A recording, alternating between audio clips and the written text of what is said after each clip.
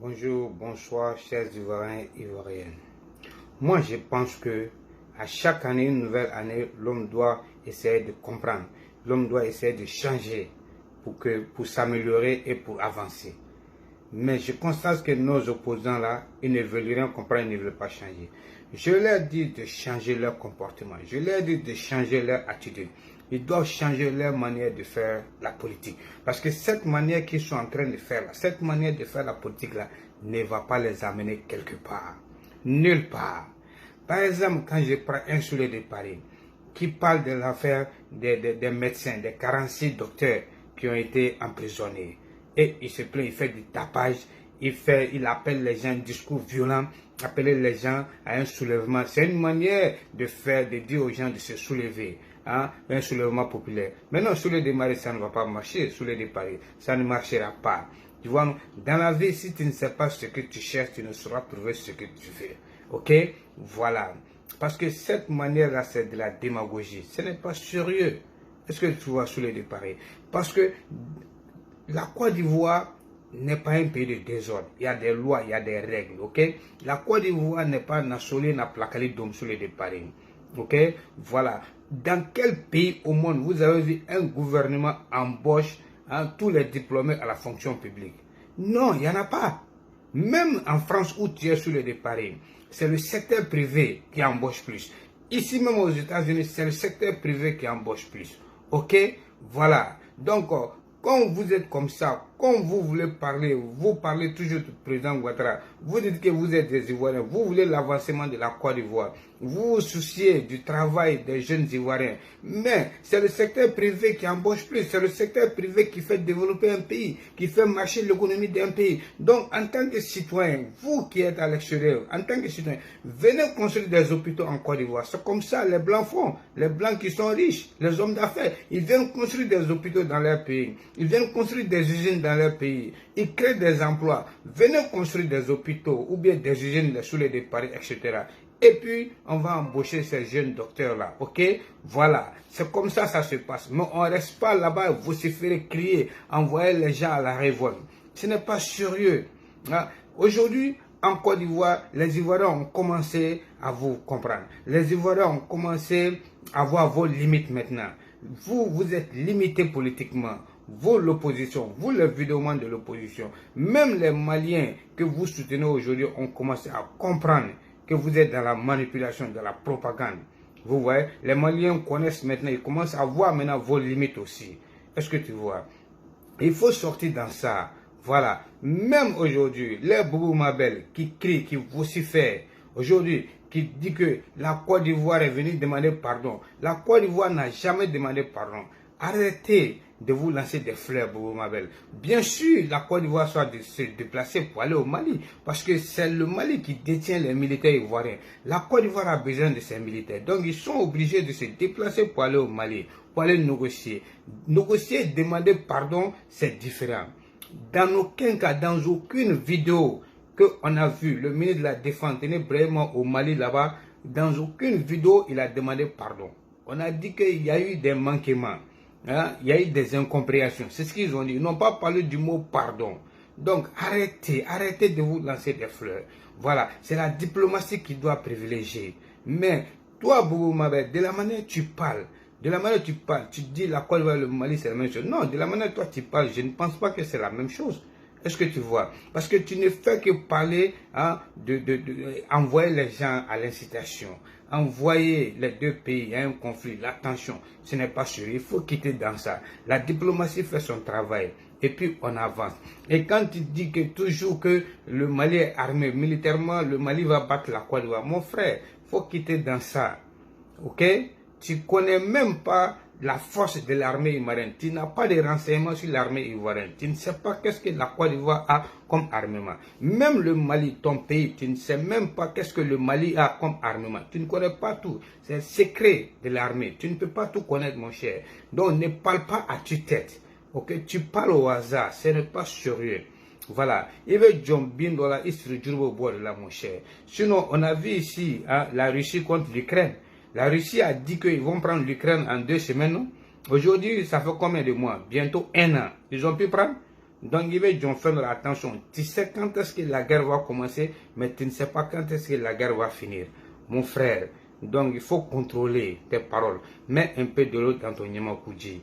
Okay? C'est vous comme ça là, qui fait que les gens attaquent le Mali. C'est vous comme ça là, comme le Bougouma, qui fait que les gens manquent du respect au colonel Assimi. Il faut arrêter ça. La diplomatie est en train de faire son travail. Donc arrête de parler au hasard. Arrête de dénigrer, de s'attaquer à la Côte d'Ivoire. Laisse les politiciens gérer leurs trucs. Laisse la démocratie faire la chose, mon cher Bougouma Bel. Ok? Quitte dans ça, mon frère. Voilà. Personne ne connaît qui peut gagner, qui ne peut pas gagner la guerre. Mais nous n'en voulons pas ça. Nous voulons la paix, nous voulons la tranquillité. Nous voulons que les deux pays arrivent à s'entendre sur un bon terrain et que cette affaire soit clos. C'est ce que nous voulons. C'est tout, M. Bougouma Bel. Donc, je pense aujourd'hui que quand je vois tout ceci, hein, ces gens-là, il faut faire la politique autrement. Il faut faire la politique avec astuce, avec intelligence. Hein? Mais quand je vois des partis politiques comme le PPACI, quand je vois le GPS, le PPACI qui va nommer des gens comme Hervé Djedje, les Souleymane Babo comme des communicants, mais où allons-nous? Où allons-nous? Un Souleymane Babo qui est dans l'intoxication, dans le mensonge, qui ment sur la paternité du Premier ministre Patrick Hachi, que son père est mauritanien. Bon, des gens comme ça, quand ils viennent en Côte d'Ivoire, on les arrête, les gens vont crier que le président Ouattara est dictateur.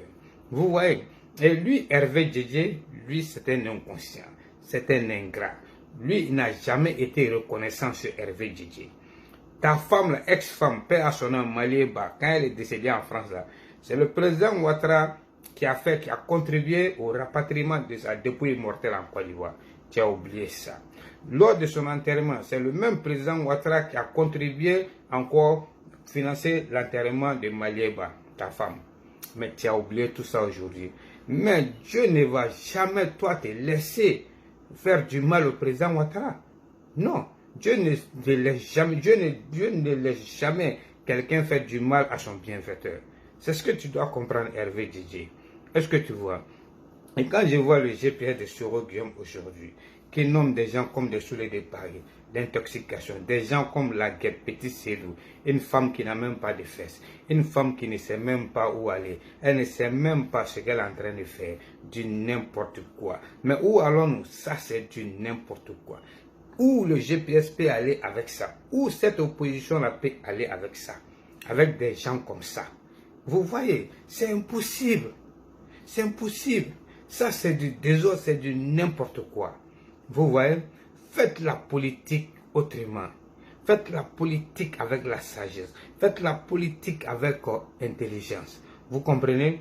Parce que aujourd'hui, quand je vois, ce sont des gens comme ça qui sont assis en France là-bas, qui incitent les gens à la révolte, à la violence, à la déstabilisation. Vous voyez? Mais ce que vous oubliez, cette manière de faire la politique là, ça ne va pas vous amener quelque part. Ça ne peut pas vous amener quelque part. Parce que vous êtes dans du faux. Vous êtes dans du faux. Vous êtes dans du mensonge. Hein?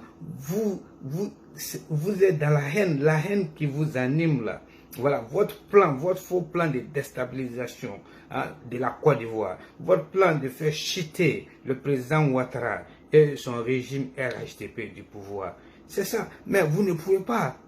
Parce que vous n'êtes pas bon. Vous avez votre foi est mauvaise. Vous avez une mauvaise foi. Votre attitude là est mauvaise. Changez votre comportement. Voilà. Faites la politique autrement. Parce que cette manière de politique, de faire la politique là, ne va pas vous arranger. Ça ne va pas vous amener quelque part. Hein, mes chers frères. Donc essayez de changer un peu. Faites la politique autrement. Vous comprenez? Et aujourd'hui, voilà des gens qui sont contents, qui se réjouissent que parce que les militaires ivoiriens sont détenus au Mali. Eux, c'est une joie pour eux. Mais c'est honteux pour vous. Vous dites que vous êtes des patriotes.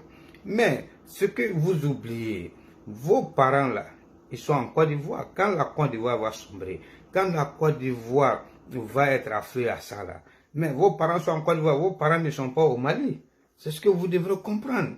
Mes chers. Mais les militaires là, vous pensez que c'est le président Ouattara qui est détenu au Mali? Non, c'est les militaires ivoiriens qui sont détenus au Mali. Et ces militaires ivoiriens là, ce sont vos frères, ce sont vos parents, ce sont vos oncles, vos tantes, etc. c'est des Djoula, c'est des Baoulé, c'est des Bété, c'est des Agni, c'est des Ati, c'est des Sénoufo, c'est des Tagona, c'est des Koulango, hein, c'est des Apollo, etc., etc. C'est ça la Côte d'Ivoire. Donc ce n'est pas une question du président Ouattara. J'aime le président Ouattara, je n'aime pas le président Ouattara. Non, c'est l'image de la Côte d'Ivoire qui est en jeu. C'est l'honneur de la Côte d'Ivoire qui est en jeu. Mais aimez votre pays. Soyez des patriotes.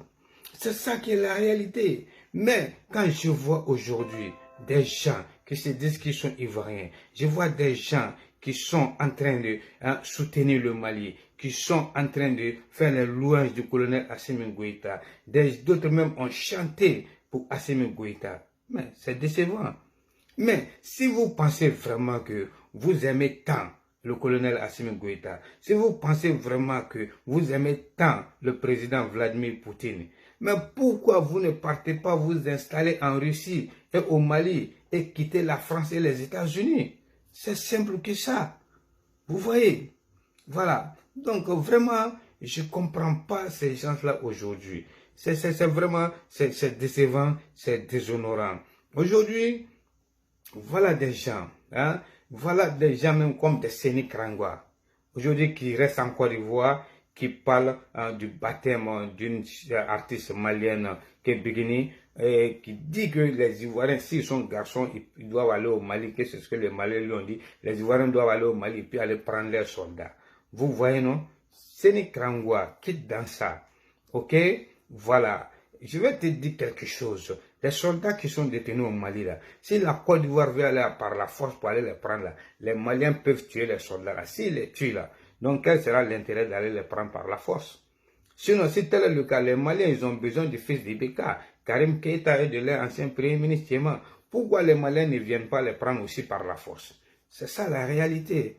Est-ce que tu vois? Donc c'est la diplomatie qui fait le truc, quoi. Séni Krangwa. Ok? Et le problème, c'est quoi? Il y a eu ici en Côte d'Ivoire, on a fait des vidéos ici pour lutter contre le concert de Mariamba, n'est-ce pas, une artiste malienne. On a eu à faire des vidéos ici et les gens se sont opposés. Son concert a été annulé. Donc on n'est pas de concert tant que les soldats ne sont pas libérés. Les soldats ne sont pas libérés. Mais si Mariam Traoré, la députée, elle était devant ça aussi, contre ce concert-là. Aujourd'hui, c'est elle qui va à l'aéroport. Elle va accueillir le mari de Bigini et puis elle fait je sais pas, un cortège, une parade dans la ville d'Abidjan. C'est de ça qu'il s'agit. Sinon, venir faire le baptême là, c'est pas un problème. Mais faire le cortège, voilà, parade à Abidjan là, ça c'est une moquerie.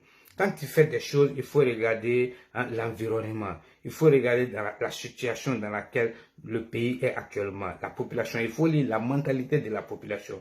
Il faut penser un peu à la population. Ne les blesse pas. C'est ça le problème. Sinon, elle pouvait aller à l'aéroport, prendre le monsieur et puis passer discrètement, aller faire le baptême. Personne n'allait faire un problème. Du tabou. Mais faire le cortège, ça c'est une foutaise. C'est comme elle veut faire ce qu'elle veut. Elle dit ce qu'elle veut et elle fait ce qu'elle veut. Personne ne peut dire rien. Non, tu es député, mais tu ne détiens pas toute la Côte d'Ivoire. Tu ne détiens pas la clé de la Côte d'Ivoire. Donc, il faut respecter un peu les gens. Tu es député aujourd'hui, c'est grâce à cette même population-là. Madame, à ces militants du RHDP aussi. Donc, il faut comprendre cela. C'est de cela qu'il s'agit, Séni Krangwa. Sinon, ce n'est pas le fait de dire que baptême. Mais il faut respecter la manière. C'est de cela qu'il s'agit. Donc, je crois qu'il faut mettre un peu de l'eau dans ton Nyamakoudji aussi, Séni Krangwa. Est-ce que tu vois? Parce que, aujourd'hui, même toi-même, même chose que Aïcha Kone qui parle que 4 Ivoiriens seulement sont parmi les militaires. Tout ça, ça ne doit pas sortir de la bouche d'Aïcha Kone. Maman Aïcha Kone, quitte dans ça. Tu as les preuves? Tu as les preuves? Bon, quand on va t'arrêter maintenant, c'est pour dire que le président Ouattara est dictateur. Donc, quitte dans ça. Fais ta musique, laisse la politique aux politiciens, ok? La vieille mère Aïcha Kone, c'est très très important. Mais il faut que les gens comprennent quelque chose dans la vie. Aujourd'hui, quand tu veux faire un combat, quand tu veux combattre un homme comme le président Ouattara, il faut vraiment être fort, il faut être mûr d'esprit, il faut avoir les moyens d'une bonne politique et de la baraka. C'est important. Vous voyez, voilà. Donc c'est ce que les opposants et les Maliens, Boubou Mabel, doivent comprendre. Nous privilégions le dialogue. Voilà. Ok? Et la diplomatie. Nous ne voulons pas aller en guerre. Voilà. Évitons ça. C'est important.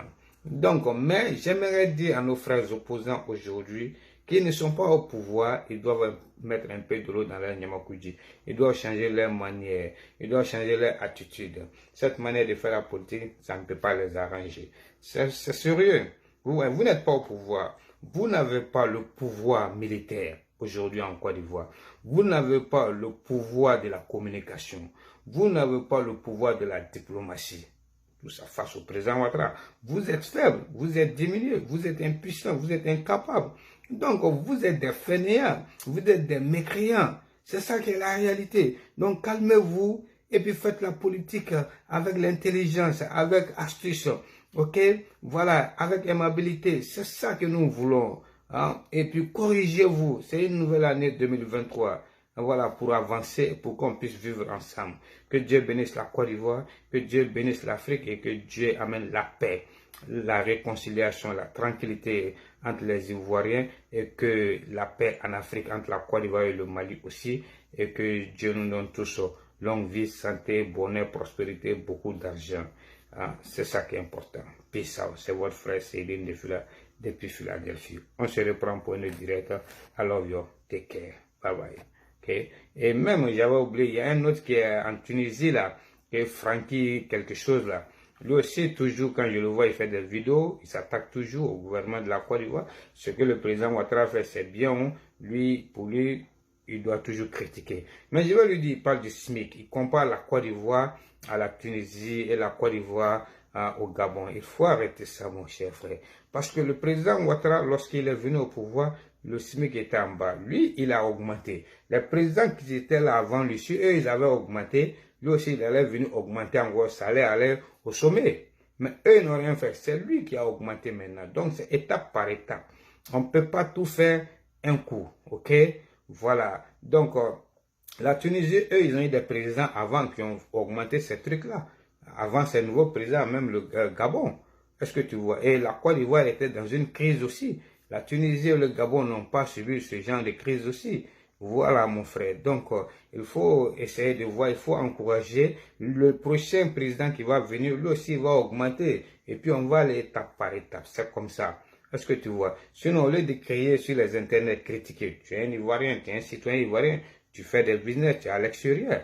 Viens investir en Côte d'Ivoire, viens construire des usines, viens construire des hôpitaux, viens investir en Côte d'Ivoire, créer des emplois pour la jeunesse, pour la population. Parce que c'est le secteur privé qui fait développer un pays, qui fait marcher l'économie d'un pays, même dans les pays développés. Voilà, les entreprises, les usines, les hôpitaux, c'est pour les privés. Même les prisons, c'est les privés.